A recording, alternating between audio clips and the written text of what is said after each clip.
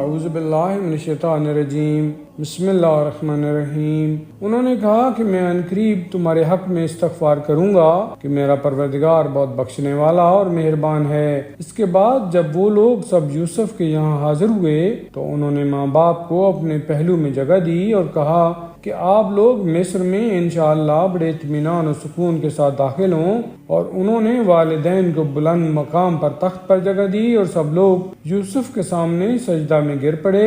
یوسف نے کہا کہ بابا، یہ میرے پہلے خواب کی تعبیر ہے جسے میرے پروردگار نے سچ کر دکھایا ہے، اور اس نے میرے ساتھ احسان کیا ہے کہ مجھے قید خانہ سے نکال لیا اور آپ لوگوں کو گاؤں سے نکال کر مصر میں لے آیا، جبکہ شیطان میرے اور میرے بھائیوں کے درمیان فساد پیدا کر چکا تھا۔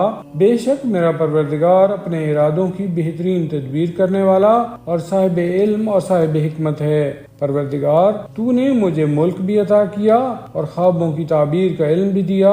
تو زمین و آسمان کا پیدا کرنے والا ہے اور دنیا و آخرت میں میرا ولی اور سرپرست ہے۔ مجھے دنیا سے فرما بردار اٹھانا اور صالحین سے ملحق کر دینا۔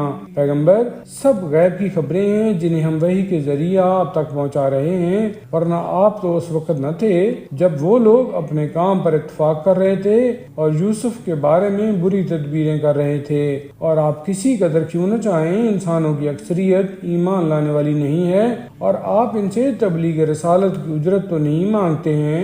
یہ قرآن تو عالمین کے لیے ایک ذکر اور نصیحت ہے، اور زمین و آسمان میں بہت سی نشانیاں ہیں جن سے لوگ گزر جاتے ہیں اور کنارہ کش ہی رہتے ہیں، اور ان میں کی اکثریت خدا پر ایمان بھی لاتی ہے تو شرک کے ساتھ۔ تو کیا یہ لوگ اس بات کی طرف سے مطمئن ہو گئے ہیں کہ کہیں ان پر عذاب الہی آ کر چھا جائے یا اچانک قیامت آ جائے اور یہ غافل ہی رہ جائیں؟ آپ کہہ دیجئے کہ یہی میرا راستہ ہے کہ میں بصیرت کے ساتھ خدا کی طرف دعوت دیتا ہوں، اور میرے ساتھ میرا اتباع کرنے والا بھی ہے، اور خدا پاک و بے نیاز ہے اور میں مشرکین میں سے نہیں ہوں۔ اور ہم نے آپ سے پہلے انہی مردوں کو رسول بنایا ہے جو آبادیوں میں رہنے والے تھے، اور ہم نے ان کی طرف وحی بھی کی ہے۔ تو کیا یہ لوگ زمین میں سیر نہیں کرتے کہ دیکھیں کہ ان سے پہلے والوں کا انجام کیا ہوا ہے، اور دار آخرت صرف صاحبان تقوی کے لیے بہترین منزل ہے۔ کیا تم لوگ عقل سے کام نہیں لیتے ہو؟ یہاں تک کہ جب ان کے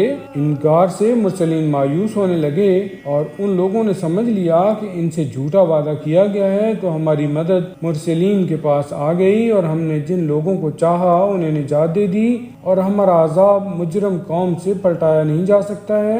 یقیناً ان کے واقعات میں صاحبان عقل کے لیے سامان عبرت ہے، اور یہ کوئی ایسی بات نہیں ہے جسے گھڑ لیا جائے۔